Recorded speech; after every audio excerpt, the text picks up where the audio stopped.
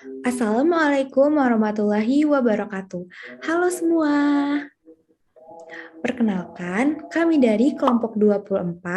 Di sini kami akan menyampaikan materi tentang patogenesis kelainan dentin dan dendisplasia. Adapun anggota dari kelompok 24 yaitu Saya Amanah Cina Putri dengan ujung NIM 90. Saya Welmy Liaman dengan ujung NIM 31. dan saya Yuniarita Eka Putri dengan ujung NIM 24. Selamat menyaksikan. Apa itu dentidysplasia? Dentidysplasia merupakan kelainan struktural dentin yang diturunkan sebagai sifat autosomal dominan yang bermanifestasi pada gigi sulung dan permanen. Dentidysplasia diklasifikasi menjadi dua, yaitu dentidysplasia tipe 1 dan dentidysplasia tipe 2. Yang pertama, dentidysplasia tipe 1. Dentidysplasia tipe 1 atau disebut juga dengan dentidysplasia radikular merupakan kelainan struktural dentin yang memiliki gambar mahkota normal dengan akar yang sangat pendek dan obliterasi pulpa. Kedua yaitu dentidysplasia tipe 2. Dentidysplasia tipe 2 atau disebut juga dengan dentidysplasia koronal merupakan kelainan struktural dentin yang memiliki gambar mahkota pendek, bulat, berwarna kuning kecoklatan dengan obliterasi pulpa pada gigi sulung dan mahkota normal dengan obliterasi pulpa pada gigi permanen. Selanjutnya kita akan bahas tentang etiologi dari dentidysplasia. Yang pertama, dentidysplasia tipe 1. Jadi dentidysplasia tipe 1 berkaitan dengan genetika dan diturunkan secara autosomal dominan yang disebabkan oleh beberapa gen yang bermutasi yaitu gen VPS4B, gen SMOC2, dan gen SSUH2.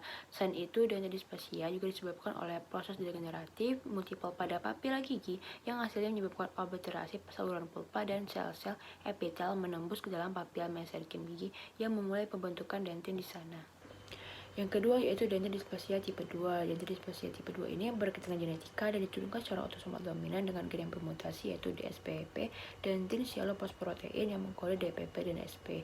Mutasi gen ini menyebabkan hilangnya fungsi DSP dan DPP dengan disertai ketidaksempurnanya mineralisasi dentin akibat pengaruh enzimatik sehingga pembentukan dentin tidak teratur. Selanjutnya, patogenesis dentin displasia. Untuk patogenesis dentidysplasia itu masih belum diketahui, namun ada beberapa penelitian yang dilakukan dengan uji coba tikus. Nah, dari penelitian itu disimpulkan terdapat hipotesis patogenesis dentidysplasia yang disebabkan oleh beberapa mutasi gen. Patogenesis dentidysplasia tipe pertama.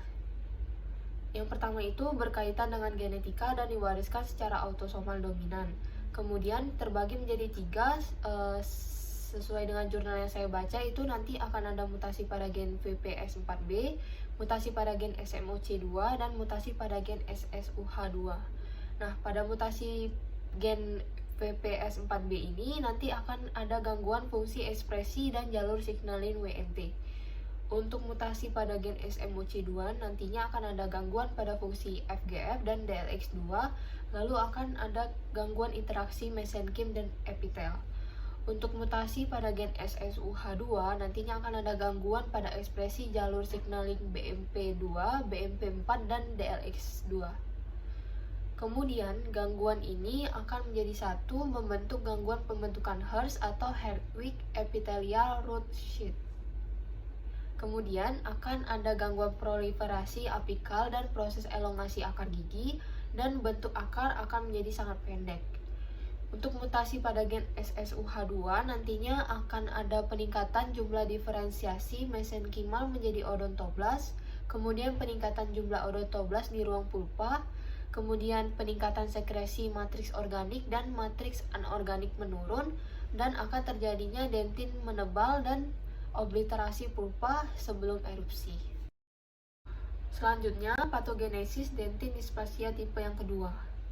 Yang pertama itu masih sama dengan tipe yang pertama, berkaitan dengan genetika dan diwariskan secara autosomal dominan. Kemudian mutasi pada DSPP, lalu terbagi menjadi dua, yaitu gangguan fungsi DPP dan gangguan fungsi DSP. Untuk gangguan fungsi DPP nanti akan ada gangguan afinitas CA2+, lalu gangguan nukleasi dan pembentukan kristal hidroksiapatit saat mineralisasi dentin, lalu gangguan proses konversi predentin menjadi dentin. Untuk gangguan fungsi DSP, nanti akan ada gangguan proses induksi, diferensiasi sel mesenkimal, dan gangguan mineralisasi. Nah, kedua gangguan ini menjadi satu menyebabkan matriks organik meningkat, sedangkan matriks anorganik menurun. Lalu terbagi menjadi dua, yaitu dentin menebal dan terjadi obliterasi pulpa, yaitu setelah erupsi. Kemudian gangguan pada bentuk mahkota gigi desidui, yaitu mahkotanya pendek, bulat, kuning kecoklatan. Sedangkan untuk gigi permanen, warna, bentuk, dan mahkotanya normal. Selanjutnya, saya akan menyampaikan gambaran klinis dan radiografis dari dentin displasia. Yang pertama itu dentin displasia tipe 1. Pada dentin displasia tipe 1 ini, kami sudah menampilkan tabel yang berisi ciri-ciri dari dentin displasia tipe 1. Untuk bentuk mahkota sendiri, tipe 1 ini itu normal, tetapi di beberapa individu kadang terjadi perubahan warna seperti kuning atau coklat, biru atau abu, lalu opasitas kecoklatan di sepertiga insisal. Untuk akarnya sendiri, akar pada dentin displasia tipe 1 ini kadang tidak ada, kadang juga ada tetapi pendek, atau kadang juga ada tetapi bentuk akarnya itu runcing. Untuk daerah furkal kadang tidak terlihat, tetapi kadang juga terlihat di daerah periapikal. Pada dentin displasia tipe 1 ini terjadi mobilitas gigi karena patologi periapikalnya dan juga karena akarnya tadi yang pendek. Lalu patologi periapikalnya itu seringkali terlihat gambaran radiolucent atau kista di daerah periapikal. Selanjutnya adalah bentuk ruang pulpa dan bentuk saluran akar pulpa. Pada gigi molar, bentuk ruang pulpa pada dentin displasia tipe 1 itu berbentuk bulan sabit. Lalu bentuk ruang pulpanya ini juga tergantung dengan pendeknya akar. Selanjutnya itu obliterasi pulpa. Jadi waktu obliterasi pulpa ini terjadi sebelum erupsi pada dentin displasia tipe 1. Dan tipe obliterasinya itu pada gigi primer itu obliterasi lengkap, dan pada gigi permanen itu obliterasi lengkap atau sebagian dengan sejajar cemento enamel junction. Nah, baik, berikut ini kami tampilkan gambaran klinis dan gambaran radiografis dari dentin displasia tipe 1.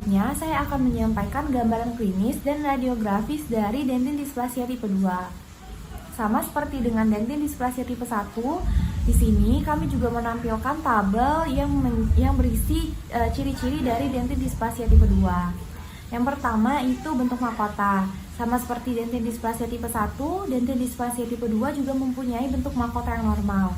Tetapi untuk perubahan warnanya sendiri pada gigi primer itu terjadi perubahan warna seperti warna amber, biru, atau coklat.